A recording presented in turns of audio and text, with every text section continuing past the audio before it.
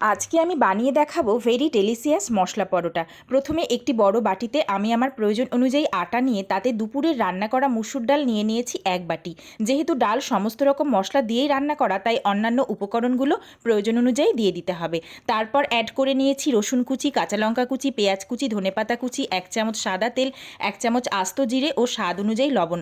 তারপর সমস্ত উপকরণ খুব ভালোভাবে মেখে মিশিয়ে নিতে হবে। জল দিতে হবে প্রয়োজন মতো। যদি ডাল দিয়েই মাখা হয়ে যায় তাহলে আর জল লাগবে না। একটা সফট ডো তৈরি করে ঢাকা দিয়ে 15 মিনিট রেস্টে রেখে দিতে হবে। গোল গোল ছোট ছোট বল তৈরি করে তেল দিয়ে বেলে নিতে হবে ইচ্ছে অনুযায়ী শেপে।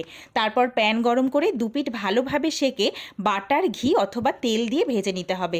চাটনি, সস বা কারি দিয়ে পরিবেশনের জন্য একদম রেডি এই পরোটা। আমার ভিডিওগুলো যদি আপনাদের ভালো লেগে থাকে, আমার চ্যানেলটি সাবস্ক্রাইব করার অনুরোধ রইল। সঙ্গে লাইক, কমেন্ট ও শেয়ার করতে ভুলবেন না। ধন্যবাদ।